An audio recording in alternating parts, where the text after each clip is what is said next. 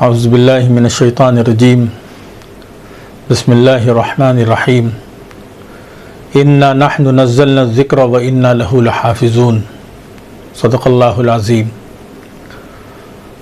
اللہ تبارک و تعالیٰ نے اپنے کلام مقدس قرآن مجید میں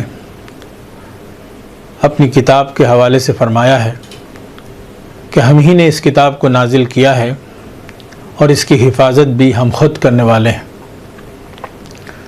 اللہ تعالیٰ نے یہ بھی ارشاد فرمایا لا یأتیہ الباطل من بین یدیہ ولا من خلفہ، کہ باطل نہ اس کے آگے سے داخل ہو سکتا ہے نہ اس کے پیچھے سے اس میں شامل ہو سکتا ہے۔ اللہ تعالیٰ نے اپنا یہ وعدہ پورا کر دکھایا۔ تاریخ گواہ ہے کہ جس طرح قرآن مجید نازل ہوا تھا ہمارے نبی پاک صلی اللہ علیہ وسلم کے اوپر، آج تک یہ بالکل اسی طرح محفوظ ہے۔ ایک نادان انسان نے قرآن مجید کے خلاف یہ اعلان کر کے کہ اس میں کچھ آیتیں ایسی ہیں جو اس کی اپنی نہیں ہیں، بعد میں اس میں داخل کی گئی ہیں، نہایت بچکانہ اور احمقانہ کوشش کی ہے۔ قرآن پاک نے خود چیلنج کیا ہے انسانوں کو، وَإِن كُنتُمْ فِي رَيْبٍ مِّمَّا نَزَّلْنَا عَلَىٰ عَبْدِنَا فَأْتُوا بِسُورَةٍ مِّن مِّثْلِهِ، کہ اگر تم کو شک ہے اس کلام پر جو ہم نے اپنے بندے پر نازل کیا ہے تو اس کی جیسی ایک صورت بھی بنا کر دکھا دو۔ کوئی آیت، کوئی صورت کسی انسان کے بس کی بات نہیں ہے وہ قرآن جیسی بنا کر دکھائے۔ یہ بات بالکل تاریخی اعتبار سے ثابت شدہ ہے۔ تو جب ایک آیت بھی انسان بنا نہیں سکتا ہے تو پھر 26 آیتیں کیسے اس میں قرآن کے اندر داخل کر دی گئیں؟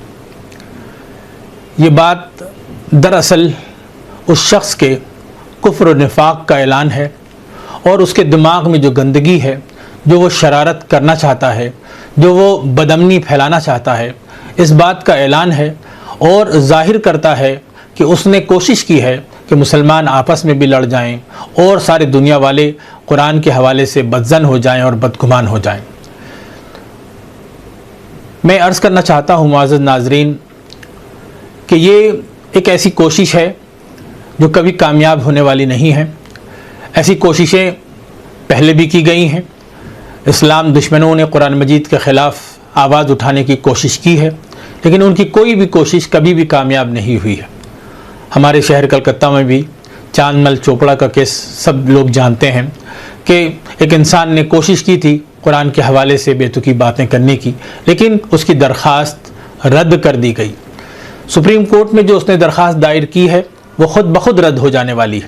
اس کی حالت ایسی ہے ہی نہیں کہ اس کو قابل قبول قرار دیا جائے۔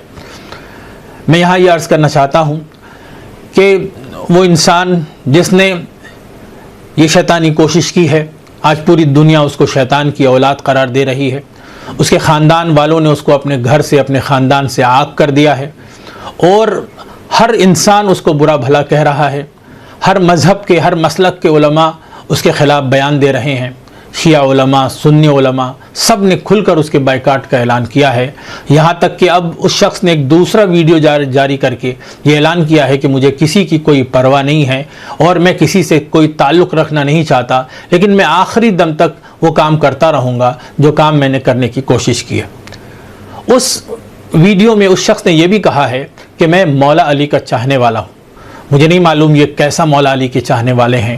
دنیا میں بے شمار لوگ ان کے چاہنے والے ہیں، اور ایک بھی چاہنے والا ایسا نہیں ہے جس نے قرآن کے خلاف آواز بلند کی ہو۔ خود حضرت علی رضی اللہ تعالیٰ عنہ نے قرآن کی حمایت میں باتیں کی ہیں، اور ایک بھی ایسی بات ان کی طرف منسوب نہیں کی جا سکتی جس سے یہ سمجھ میں آتا ہو کہ یہ شخص حق میں ہے یا صحیح راستے پر چل رہا ہے۔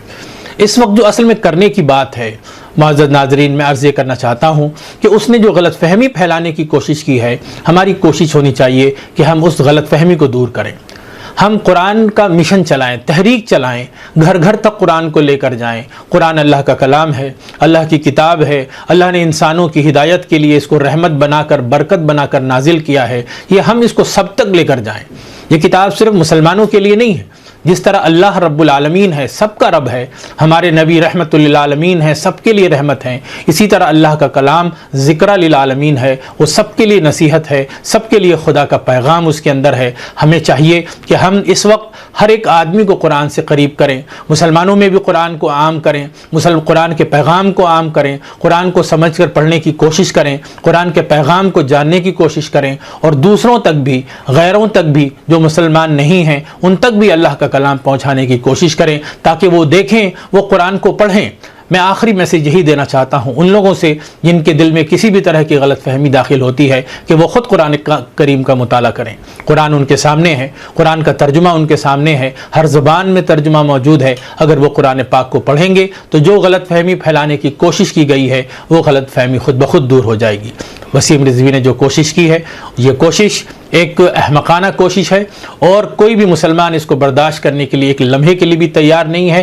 ہم درخواست کریں گے حکومت ہند سے، ہم درخواست کریں گے عدالت عظمیٰ سے، سپریم کورٹ سے، کہ وہ اس درخواست کی طرف نظر بھی نہ ڈالے بلکہ اس شخص کو کڑی سے کڑی سزا دے کہ اس نے ایک ایسی کوشش کی ہے جو بدامنی کو پھیلانے والی ہے، جو لڑائی لگانے والی ہے، جو لوگوں کے دلوں میں نفرت پیدا کرنے والی ہے۔ ایسے شخص کو قانون ہند کے تحت اور ہندوستانی جو لا ہے اس کے تحت سخت سے سخت سزا ملنی چاہیے۔